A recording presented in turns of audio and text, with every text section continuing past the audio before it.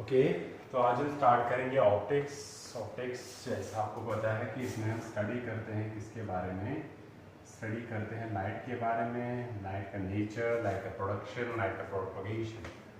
तीन चीज़ें हम यहाँ पे स्टडी करते हैं। इसका नेचर क्या है, how is it produced, production, and how does it propagate, it's propagation, and the different phenomena that are related to it are due to because of this propagation की वजह से जब ये different media, different obstacles वगैरह को strike करेगी तो तब इसके different जो है phenomena भी बन जाते हैं, different phenomena occur हो जाते हैं। तो वो भी हम अपने टाइम पे पढ़ेंगे। तो ये ऑप्टिक्स जो है ये हम पढ़ते हैं दो ब्रांच, अलग अलग ब्रांच में। एक है हमारे पास जिसको हम बोलते हैं रे ऑप्टिक्स, ओके, और दूसरा है हमारे पास जिसको हम बोलते हैं वेव ऑप्टिक्स। वेव ऑप्टिक्स में स्ट्रिक्टली हम क्या करते हैं, हम स्टडी करते हैं the wave nature of light. क्योंकि ये जो लाइट है, लाइट के बारे में आपने ऑलरेडी पढ़ा है, ये जो लाइट है इसका क्या है, ड्यूअल नेचर है इसका। लाइट जो है, लाइट का जो है इसका है ड्यूअल नेचर। ड्यूअल नेचर का मतलब क्या होता है कि ये बिहेव करती है as a particle as well as a wave. Okay, इसके लिए डिफरेंट थेरीज डिफरेंट टाइम पे आ गई थी जो सपोर्ट कर रहे थे। कुछ बड़ी थेरी जो सपोर्ट कर रहे हैं वेव नेचर को, कुछ थेरी जो सपोर्ट कर रहे थे पार्टिकल नेचर को। लाइक अगर आप देखोगे जो हमारे पास सबसे स्ट्रॉन्ग कंटेंडर है किसके लिए, पार्टिकल नेचर के लिए, वो क्या है, that is photo electric effect, जिसके ऊपर रिसर्च किया है जो अल्बर्ट आइंस्टाइन ने और हर्ट्ज ने जिसको डिस्कवर किया था। फोटो इलेक्ट्रिक इफेक्ट जो है strong contender of particle theory जो है हमारे पास। और वेव नेचर के हमारे पास बहुत सारे इंटरफ्रेंस है, ओके, पोलराइजेशन है and all that these things. Okay, यहाँ स्पेशल जो है हमारे पास एक्सपेरिमेंटल प्रूफ है, दैट इज YDSE। बाकी भी है बट ये जो स्पेशली है YDSE एग्जाम्पल एक्सपेरिमेंट जो इंटरफ्रेंस के लिए, मतलब इंटरफ्रेंस एक्सप्लेन करता है, interference of light waves from two different coherent sources. तो हर किसी दोनों के लिए जो कुछ एक्सपेरिमेंटल प्रूफ से जो दिखा रहे थे कि लाइट का एक पार्टिकल नेचर है, एक्सपेरिमेंटल प्रूफ थे जो दिखा रहे थे कि लाइट का क्या है, वेव नेचर है, then the scientists came to conclusion that it has dual nature। अब ये dual nature ऐसा नहीं है कि रे में हम वेव पार्टिकल नेचर पढ़ रहे हैं उसमें वेव नेचर, नो। रे में हम क्या करते हैं, रे ऑप्टिक्स में हम ट्रीट करते हैं रे यहाँ पे डेफिनेशन है। रे होती है क्या, an arrow which gives the direction of the propagation of light along a straight line. Okay, अगर यहाँ पे सोर्स है हमारे पास, सोर्स है यहाँ पे हमारे पास ऑब्जर्वर, तो ये लाइट यहाँ से यहाँ निकलेगी। If PO are showing hypothetically travels along this straight line, हम here पे है, this arrow becomes what is called as a ray of light। और जब आप लाइट को आप ट्रेस करोगे, इसको दूसरा नाम ये भी बोलते हैं कि जियोमेट्रिक ऑप्टिक्स, ऑलराइट। इसमें आप क्या करते हो, आप स्टडी करते हो डिफरेंट फिनोमेना लाइक रिफ्रैक्शन और total internal reflection and all that, mirrors और लेंसेज के बारे में आप पढ़ते हो। बाई ट्रीटिंग दिस लाइट जो है उसको आप in the form of rays consider करते हो, okay, to make the calculations and mathematics simple, all right। तो इसमें हमने इस पार्ट को हमने रे ऑप्टिक्स बोला है। ऐसा नहीं है कि ray optics is for the particle nature and ray optics for the wave nature, no. both the parts clearly say that light is dual nature, all right। ऐसा डिफरेंस नहीं है कि यहाँ पे हम बोलेंगे कि ये पार्टिकल नेचर की है, यहाँ पे बोलेंगे कि वेव नेचर का है, ओके। बट ये जो वेव ऑप्टिक्स पार्ट जो है इसमें हम स्ट्रिक्टली पढ़ेंगे वही phenomena that depicts the wave nature of the light, all right। like interference पढ़ेंगे, polarization पढ़ेंगे, all right। तो ये सब चीजें हम पढ़ेंगे किसमें, वेव ऑप्टिक्स में। फिलहाल वेव ऑप्टिक्स में जो हमारे पास है सबसे पहला, जो अगर आपने 10th क्लास में देखा होगा कि आपको उधर मेजर एक था, मतलब ऑप्टिक्स में reflection and laws of reflection, यहाँ पे वो काउंटिंग नहीं, वो कोई छोटी बात है, ओके। वो आपको बाय डिफॉल्ट पता ही होना चाहिए। थोड़ा सा हम उसको कुछ छोटी मोटी चीज़ों को हम थोड़ा सा रिवाइज कर लेंगे। तो हमारे पास है कुछ इंपॉर्टेंट टर्म्स। तो एक तो मैंने पहले ही बताया आपको कि ये जो रे होता है, रे क्या होता है, straight line along which the light travels, okay, from the source destination from one place to another place, all right। तो दैट इज रे। ओके, तो ये जो रेज है ये एरोज जैसे होते हैं। Okay, this head gives the direction in the light is propagating. Alright, और इसके साथ साथ हमारे पास क्या होंगे, अगर हमारे पास इसको हम सिंपली बोलेंगे रे ऑफ लाइट, अगर आपके पास क्या होंगे bunch of rays of light. Okay, हम पैरेलली बनाएंगे इनको, तो इस बंच ऑफ रेज को हम क्या बोलते हैं, इसको हम बोलते हैं beam of light. Beam of light बोलते हैं, it's a group of rays which are travelling in the same direction. Okay, तो इसको हम बोलते हैं बीम ऑफ लाइट। ऑलराइट, तो क्या होता है कि जब ये लाइट अब जब ट्रैवल कर रही है, तो ट्रैवलिंग के दौरान अगर मीडियम में ट्रैवल कर रही है, मीडियम चेंज हो रहा है, किसी ऑब्स्टैकल को स्ट्राइक कर रहे हैं, तो डिफरेंट फिनोमेना अराइज हो जाते हैं। तो सबसे पहला फिनोमेना जो हम यहाँ पे पढ़ेंगे वो है हमारे पास क्या, reflection of light. Reflection of light, reflection of light अगर हम सिंपल डेफिनेशन देखेंगे, ये होता है क्या, रिटर्निंग बैक और बाउंसिंग बैक। ये आप बचपन से पढ़े आ रहे हो, 10th क्लास 9th क्लास से पढ़ रहे हो। रिटर्निंग बैक और bouncing back, bouncing back of light into the same medium, into the same medium after it strikes a reflecting surface, strikes an obstacle, जो obstacle क्या होना चाहिए, reflecting surface। reflecting surface जो है मतलब क्या है, कुछ ऑब्स्टैकल्स ऐसे भी होते हैं जो ट्रांसपेरेंट होते हैं, जिनमें लाइट जो है वो ट्रांसमिट हो जाती है। कुछ ऐसे भी होते हैं जो एब्जॉर्ब, परफेक्ट एब्जॉर्बर्स होते हैं, तो लाइट को एब्जॉर्ब करते हैं। ओके, तो जो एक ऐसा रिफ्लेक्टिंग सर्फेस जिसकी रिफ्लेक्टिविटी ज़्यादा हो, तो उसके ऊपर अगर लाइट स्ट्राइक करेगी और वापस उसी मीडियम में जाएगी जिस मीडियम से आई थी, उस फिनोमेना को हम बोलते हैं क्या, रिफ्लेक्शन ऑफ लाइट। मान लो हमारे पास जो रिफ्लेक्टिंग सरफेस है यहाँ पे, उसको हम बोलते हैं मिरर। क्या बोलते हैं, पहले इसकी बात करेंगे। ये है हमारे पास मिरर, मिरर और प्रिसाइजली हम अभी बोल रहे हैं कौन सा वाला मिरर, प्लेन मिरर। होता क्या चीज़ है, ये एक ऐसी रिफ्लेक्टिंग सरफेस है, क्या है, रिफ्लेक्टिंग सरफेस है, जिसके लिए क्या होगी, whose reflectivity, whose reflectivity जो है वो क्या है, reflectivity is the highest, is almost 100%, जो रिफ्लेक्शन जिसकी है 100%। क्योंकि लास्ट ईयर आपने 11th क्लास में पढ़ा था कि जितनी भी लाइट किसी ऑब्स्टैकल के ऊपर स्ट्राइक करती है, उसके साथ 3 चीजें होती है, absorb, reflect, transmit. This is the ratio of the energy absorbed to the total energy. Like let's say हमारे पास 100 joules of energy strike कर रहे हैं किसी सरफेस पे in the form of light rays, alright? या किसी और फॉर्म में, फिलहाल हम लाइट की बात करें तो या तो वो एब्जॉर्ब होती है, या वो रिफ्लेक्ट होती है, या ट्रांसमिट होती है। ओके, दिस इज रेशियो किसका, absorbed energy divided by total energy, ratio of reflected energy by total energy, ratio of transmitted energy by total energy।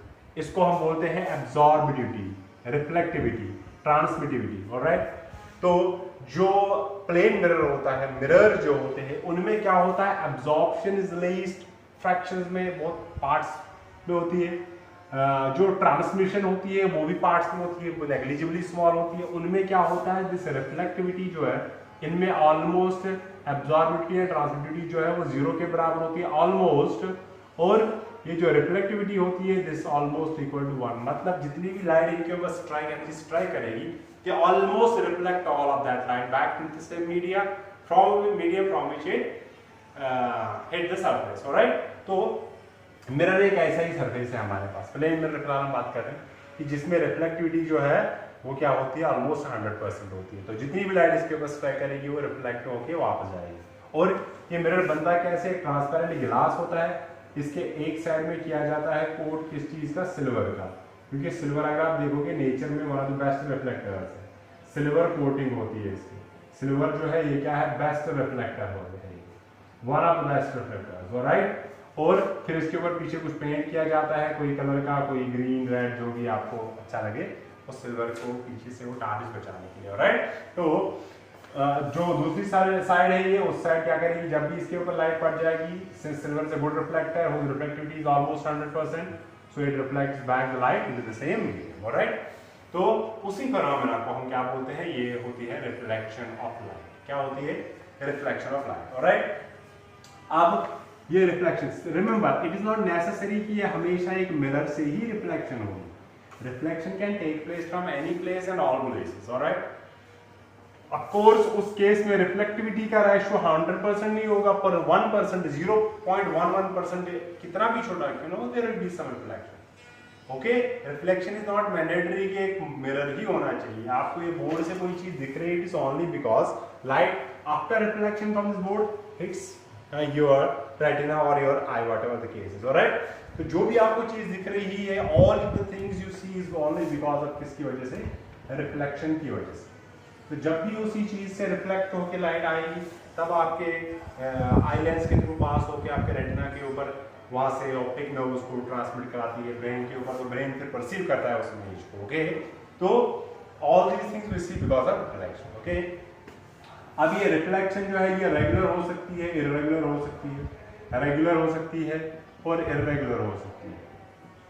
Regular में क्या होता है कि हमारे पास जो है रिफ्लेक्टेड बीम ऑफ लाइट, जो बीम मैंने अभी आपको बोला, रिफ्लेक्टेड बीम जो होती है वो क्या होती है, उसमें रेज पैरेलल होते हैं, रेज होते हैं parallel and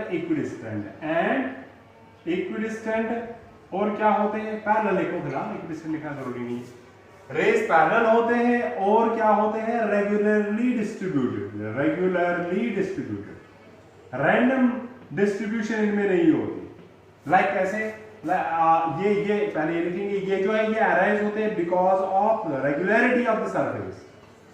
regularity of surface, जो हमारे पास सरफेस होते हैं उनकी रेगुलरिटी, उनकी पॉलिशिंग, परफेक्ट फिनिशिंग की वजह से रेगुलर रिफ्लेक्शन होती है। एक परफेक्टली स्मूथ सरफेस है, उसके ऊपर दो रेज आ गई ऐसे, वो दो रेज रिफ्लेक्ट होके क्या, जैसे पैरेलल आए थे वैसे ही पैरेलल चले गए। ओके, वैसे ही ये भी पैरेलल क्या हो गया, चले गए।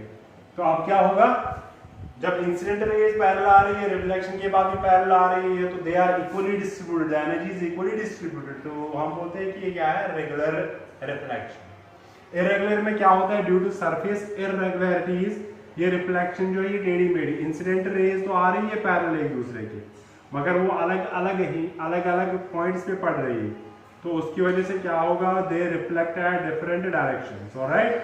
जिसकी वजह से क्या होगा, ये रिफ्लेक्टेड बीम जो है पूरी है, reflected rays of light are not parallel to each other always, alright? ये डिफरेंट एंगल्स पे क्या हो जाते हैं, ये डिफरेंट एंगल्स पे रिफ्लेक्ट हो जाते हैं। तो ये जो है ये हैफेजर्ड है, ये इर्रेगुलरली डिस्ट्रीब्यूटेड ये एनर्जी है आफ्टर रिफ्लेक्शन। ऐसी रिफ्लेक्शन को हम क्या बोलते हैं, irregular reflection. Okay, when the surface is rough, due to the roughness in surface, the reflected rays are distributed randomly in all directions. Okay, and we say that reflection is irregular reflection. What is regular? In this reflected rays after reflection, the beam is uniformly distributed in all directions. So yeah, in the direction they are traveling uniformly distributed है, parallel to each other है, तो हम बोलते हैं कि ये क्या है, रेगुलर रिफ्लेक्शन। चाहे रेगुलर रिफ्लेक्शन हो रही हो या इर्रेगुलर रिफ्लेक्शन हो रही हो, there are always some rules that govern how this reflection will take place. Okay, तो उन rules को हम बोलते हैं laws of reflection। तो हमारे पास सबसे पहले हम बात करेंगे किसकी, laws of reflection। Okay, simple terms में हम इसको थोड़ा सा रिवाइव कर रहे हैं। तो laws of reflection क्या है, ये rules है जो govern करते हैं कि how will this reflection of light take place। Okay, तो इसमें हमारे पास दो laws है। पहला law क्या है कि हमेशा क्या होगा, इंसिडेंट रे, ये क्या होते हैं बातें देखिए, incident ray, reflected ray and normal at the point of incidence, eight the point of incidence are always coplanar, coplanar मतलब सेम प्लेन में लाई करते हैं। पहले ये टर्म्स देखेंगे, जो डिफरेंट, ये है हमारे पास एक रिफ्लेक्टिंग सरफेस है, जिसको हमने बोला है मिरर है हमारे पास, प्लेन मिरर है फिलहाल। ओके, एक लाइट आ रही है ऐसे, इसको हम जो इस ऑब्स्टैकल की तरफ जा रही है उसको हम बोलते हैं क्या, incident ray of light, incident light. Okay, जिस पॉइंट पे ये स्ट्राइक करेगी उस पॉइंट को हम क्या बोलते हैं, point of incidence, point of incidence. अब ये रिफ्लेक्ट होके वापस जो रे जा रही है into the same medium, medium दूसरा मान लो इधर है, सेम मीडियम में जा रही है, उसको हम बोलते हैं रिफ्लेक्टेड रे। ओके, और जब यहाँ पे हम एक परपेंडिकुलर ड्रॉ करेंगे तो इस परपेंडिकुलर को हम क्या बोलते हैं, normal, normal to the surface, normal at the point of incidence. और जो एंगल बन जाता है between normal and incident ray, इसको हम बोलते हैं एंगल ऑफ इंसिडेंस। ऑलराइट, आई से नोट करते हैं। और जो एंगल बनता है नॉर्मल एंड रिफ्लेक्टेड रे के बीच में उसको हम बोलते हैं क्या, एंगल ऑफ रिफ्लेक्शन, उसको हम आर से डिनोट करेंगे। ऑलराइट, तो पहला लॉ क्या है कि ये रे और ये वाला जो परपेंडिकुलर है ये तीनों क्या होते हैं, ये लाई करते हैं इन सेम प्लेन। और सेकंड लॉ जो है हमारे पास वो सिंपल है कि एंगल ऑफ इंसिडेंस और एंगल ऑफ रिफ्लेक्शन जो है ये हमेशा क्या होते हैं, सेम होते हैं हमेशा। जैसे symmetric, the rays of light, incident and reflected rays of light are symmetric about the normal. तो नॉर्मल के अराउंड ये सिमेट्रिक होते हैं, जितने एंगल पे वो इंसिडेंट हो रही है इसके साथ उतने ही एंगल पे रिफ्लेक्टेड लाइट भी इससे दूर जाएगी। ओके, तो ये जो है ये हमारे पास है रिफ्लेक्शन, तो लॉज ऑफ रिफ्लेक्शन है ये। ओके, और रिमेंबर वन थिंग, जो ये लॉज ऑफ रिफ्लेक्शन है हमारे पास, चाहे कोई भी रिफ्लेक्शन क्यों ना हो, चाहे रेगुलर हो, इरेगुलर हो, सरफेस से हो रहे हो, लाइन से हो रहे हो, पॉइंट से हो रहे हो, ये लॉज ऑफ रिफ्लेक्शन जो है ये हमेशा वैलिड होते हैं। क्या होते हैं, ये हर किसी केस के लिए वैलिड होते हैं, चाहे रेगुलर रिफ्लेक्शन हो रहा हो या रेगुलर रिफ्लेक्शन हो रहा है, चाहे एक मिरर से रिफ्लेक्शन हो रही है या चाहे किसी और सरफेस से रिफ्लेक्शन हो रही है। ये जो हमारे पास लॉज ऑफ रिफ्लेक्शन है they always hold true. Okay, तो ये लॉज ऑफ रिफ्लेक्शन पे बेस्ड हम आगे करेंगे, मिरर फॉर्मूलाज में इनको यूज करेंगे, वो हम तभी देखेंगे। ओके, चाहे कर्व्ड मिरर हो आपके पास या आपके पास क्या होगा, एक प्लेन मिरर होगा, लॉज ऑफ रिफ्लेक्शन जो है हमेशा क्या, ये हमेशा वैलिड होते हैं। ओके, तो ये लॉज ऑफ रिफ्लेक्शन जो है ये हमें यूज होते हैं किसमें, ये हमें यूज होते हैं कहाँ पे, मिरर्स, स्फेरिकल मिरर्स। तो हमारे पास जो मिरर्स होते हैं उनमें हमने प्लेन मिरर तो बताया आपको, अभी स्फेरिकल मिरर्स की बात करेंगे। स्फेरिकल मिरर जो है ये बेसिकली क्या होते हैं, कर्व मिरर्स होते हैं। ओके, अगर मान लो ऐसे आपके पास एक बड़ी सी फुटबॉल जैसी perfect sphere not circle, sphere तो यहाँ पे बना नहीं सकते, ये सर्कल जैसा ही बनेगा। तो स्फेयर एक लिया आपने एक ग्लास का, अब आपने क्या कर लिया, उसके सरफेस के ऊपर, उस स्फेरिकल बॉल के सरफेस के ऊपर आपने एक सर्कल बना लिया, उस सर्कल को कट करोगे आप, तो ये सर्कल जब आप यहाँ से कट करोगे आपको ऐसा दिखेगा, थोड़ा सा टेढ़ा, अगर आप थोड़ा बड़ा बनाओगे, इसको कर्वेचर रखना है, थोड़ा सा टेढ़ा जैसा दिखेगा। तो ये जो सर्कल आपने ये सेक्शन बाहर निकाला आपको टेढ़ा जैसा दिखेगा। इसी कर्व सेक्शन को आप क्या करोगे, आप इसको मिरर बनाते हो। कैसे बनाते हो, पेंट करके, सिल्वर कोटिंग करके। तो अगर आपने इसको बाहर से सिल्वर कोटिंग कर दी है तो लाइट ये रिफ्लेक्ट कहाँ से करेगा, अंदर वाले साइड। तो अगर ये अंदर वाले साइड रिफ्लेक्ट कर रहा है लाइट, तो हम इसको बोलते हैं concave mirror. It is a part of a bigger sphere. It's a part of a bigger sphere.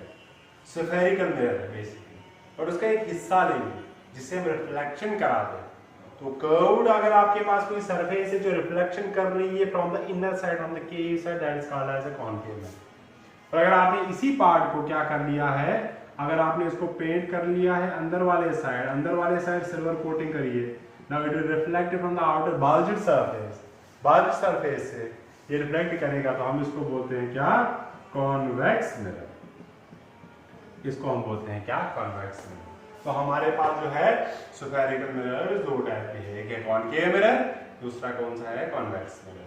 अब जब ये कॉनकेव और कॉन्वेक्स मिरर देखेंगे, इनमें कुछ इंपॉर्टेंट टर्म्स है। वो क्या है, इन कर्व मिरर्स के रिलेटेड जो है इंपॉर्टेंट टर्म्स है वो क्या है। मान लो ये ऐसा है, एक बड़ा सा स्फेयर है, इसी स्फेयर का मैंने क्या कर लिया, मैं एक ऐसे हाइपोथेटिकल लाइन बना रहा हूँ, इसी स्फेयर का मैंने एक छोटा सा पार्ट यहाँ पे क्या कर लिया है, कट कर लिया है ऐसा, ओके।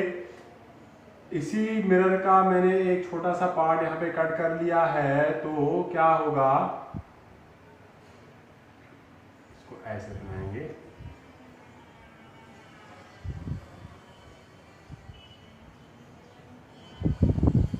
राइट। तो इसको मैंने क्या कर दिया, इसको मैंने बाहर से कोटिंग कर रखी है, तो अब ये अंदर से रिफ्लेक्शन दिखाएगा, खाली ये वाला हिस्सा, बाकी मैंने ऐसे दिखाया कि it's a part of a bigger sphere. तो ये बन गया, अब अंदर से रिफ्लेक्शन कर रहा है, तो ये बन गया कौन सा वाला मिरर, ये बन गया कॉनकेव मिरर, ओके। तो इस कॉनकेव मिरर के कुछ इंपॉर्टेंट टर्म, जिस स्फेयर का ये पार्ट है उसका एक सेंटर होगा, मतलब इस आर्क का एक सेंटर होगा, उस सेंटर को सी से जोड़ करते हैं, तो इस सी को हम बोलते हैं क्या, सेंटर ऑफ कर्वेचर, ओके। जिस स्फीयर का ये पार्ट है उसका ऑब्वियसली एक रेडियस होगा, स्फीयर का एक रेडियस होगा जिसको आर से नोट करते हैं, इसको हम बोलते हैं क्या, रेडियस ऑफ कर्वेचर, ओके। अब क्या होगा, मैंने बोला कि ये बनाते कैसे, इस सरफेस के ऊपर एक छोटा सा सर्कल ड्रॉ करके उसको काट के बाहर निकालो, वही है स्फीयर, वही है ये मिरर। तो उसका एक सेंटर होगा उस मिरर का, उस पार्ट, सर्कुलर पार्ट का, उसको हम पी से नोट करते हैं, तो ये जो पी है हमारे पास, उसको हम बोलते हैं पोल ऑफ मिरर, क्या बोलते हैं, the centre of the reflecting surface, जो रिफ्लेक्टिंग सरफेस है यहाँ से इसका सेंटर, ओके। अच्छा, इसके बाद क्या होता है, जो लाइन पास होती है centre of curvature and pole के थ्रू, ये जो सीपी के थ्रू जो लाइन पास होती है, इसको हम बोलते हैं क्या, प्रिंसिपल एक्सिस, क्या बोलते हैं, प्रिंसिपल एक्सिस, ऑलराइट। तो अब इस प्रिंसिपल एक्सिस और पोल के बीच में एक सेंटर पॉइंट होता है, इस सेंटर ऑफ कर्वेचर और पोल के बीच में एक पॉइंट होता है जिसको हम बोलते हैं, एफ से नोट करते हैं, उसको हम बोलते हैं फोकस, या इसको हम बोलते हैं प्रिंसिपल फोकस। प्रिंसिपल फोकस का मतलब क्या होता है, ये वो पॉइंट होता है where the rays of light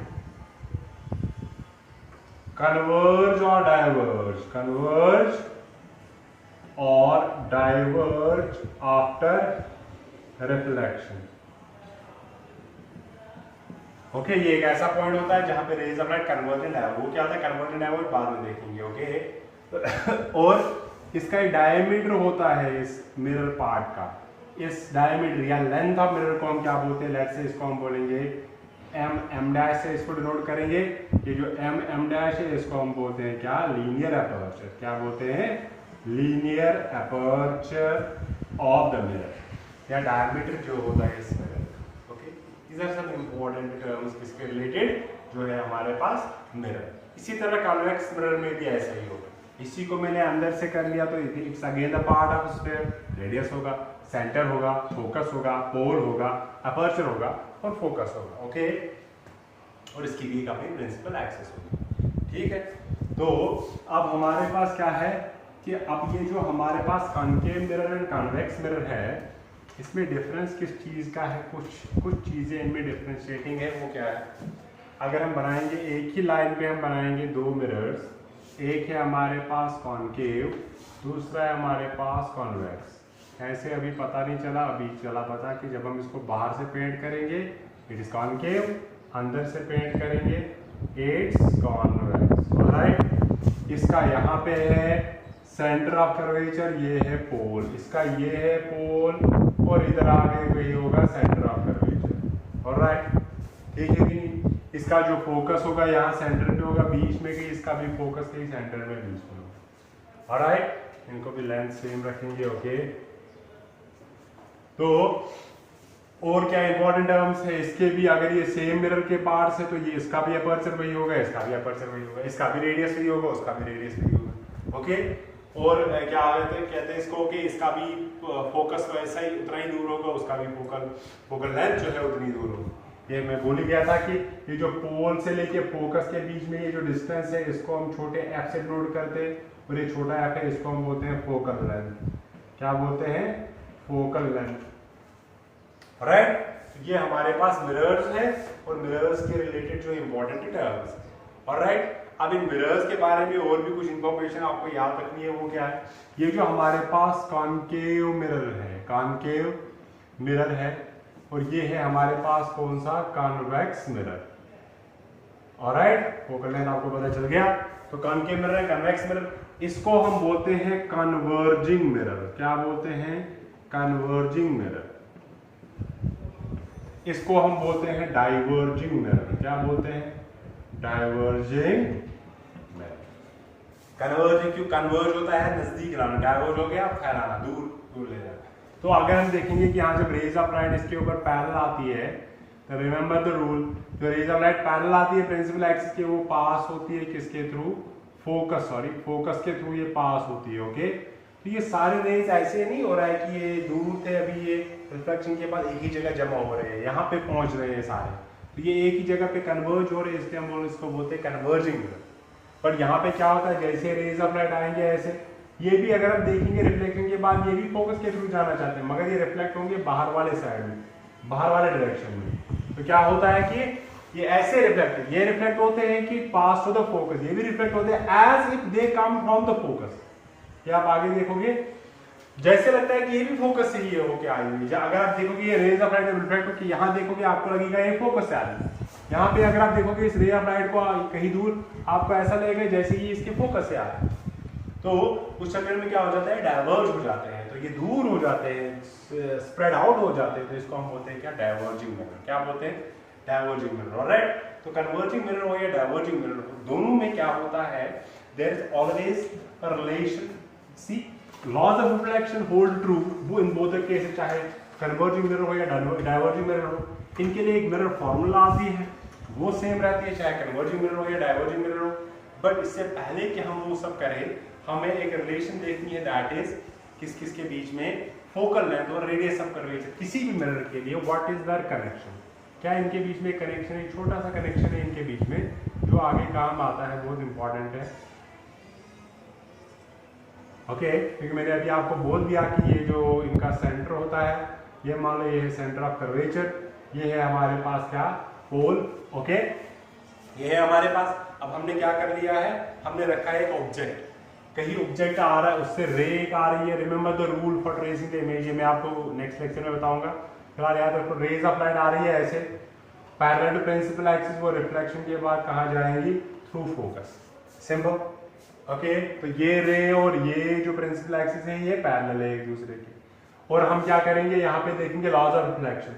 since एक स्फीयर है, स्फीयर के ऊपर परपेंडिकुलर डालोगे तो वो कहाँ से जाएगा, इसके सेंटर के थ्रू पास होगा obviously, because radius of a circle or a sphere is perpendicular to the periphery of the sphere or the circle. Okay, तो इंसिडेंट, ये नॉर्मल है, यहाँ पे 90 डिग्री एंगल बनाएगा, तो ये जो एंगल है इंसिडेंट रे और नॉर्मल के बीच में, दिस एंगल ऑफ इंसिडेंस, ये जो एंगल है इंसिडेंट रे और सॉरी रिफ्लेक्टेड रे और नॉर्मल के बीच में, ये एंगल ऑफ रिफ्लेक्शन। ऑलराइट, ये आ गया हमारे पास, ठीक है कि नहीं। अब अगर हम देखेंगे कि अगर ये और ये रे पैरेलल है, तो ये वाला एंगल जो ये किसके बराबर होगा, अल्टरनेट एंगल्स आई के बराबर। और अगर हम ये जो है ये वाला एंगल, ये होगा आई प्लस आर के बराबर, ये होगा किसके बराबर, आई प्लस आर के बराबर। इसको हम फिलहाल लिखेंगे किसके बराबर, लेट्स से अल्फा के बराबर। ओके, तो अगर हम देखेंगे ये जो आर है, ये है हमारे पास रेडियस ऑफ कर्वेचर, एफ जो है ये है हमारे पास फोकल लेंथ, ये जो डिस्टेंस है यहां से यहां तक ये है एफ, और ये जो डिस्टेंस है यहां से यहां तक ये क्या है, आर है। ओके, ये पी, इसका नाम रखेंगे यहाँ पे एम, ठीक है कि नहीं। तो अगर हम देखेंगे यहाँ पे कि हमारे पास क्या है कि जो एंगल ऑफ नाम रखेंगे कुछ इनका, ये देखो ए, ओके, पोल का नाम रखा है हम लोगों ने, ठीक है कि नहीं, सी नाम रखा है हमने, इसका नाम रखा हुआ है हमने एफ। ओके, तो हम देखेंगे ए एम जो है ये पैरेलल है सी पी के, क्या है, एंड ये जो है ये हमारे पास इनको इंटरसेक्ट कर रहा है, कौन सा, ये ट्रांसवर्स है इनका। ओके, तो देयरफॉर हमारे पास क्या होगा, angle A M C will be equal to angle M C P. AMC MCP ये दोनों इक्वल होंगे, बोथ इक्वल टू किसके बराबर, एंगल I के बराबर। सिंपल। अगेन एंड यहां पे लिखेंगे MC इज ट्रांसवर्स। इसी तरह हम फिर से देखेंगे AM पैरेलल है CP के एंड MF जो है ये है ट्रांसवर्स यहाँ पे। अभी ये फिर से पैरेलल है, अभी ट्रांसवर्स ये है, तो ये पूरा एंगल जो है ये इस वाले एंगल के बराबर है। तो हम लिखेंगे क्या, angle AMF is equal to angle MFP के बराबर। ये MFP जो है किसके बराबर है, अल्फा, और ये किसके बराबर है, I प्लस R के बराबर। ओके, तो हमारे पास अल्फा आ गया किसके बराबर, angle I plus angle R के बराबर। बट लॉज ऑफ रिफ्लेक्शन के हिसाब से एंगल I और एंगल R जो है इक्वल होते हैं by laws of reflection. Okay, तो हम ऐसा लिख सकते हैं कि ये जो अल्फा है I के बदले में भी I, R के बदले में भी I लिखेंगे तो ये आएगा I प्लस I, तो ये आ गया किसके बराबर, 2 टाइम्स I। ओके, अल्फा आ गया 2 टाइम्स I। नाउ हमारे पास क्या है, यहां पे देख लो, इस अल्फा को देखो फ्रॉम सेक्टर FPM, यहाँ पे ये एंगल होता है आर्क डिवाइडेड बाय इसका रेडियस।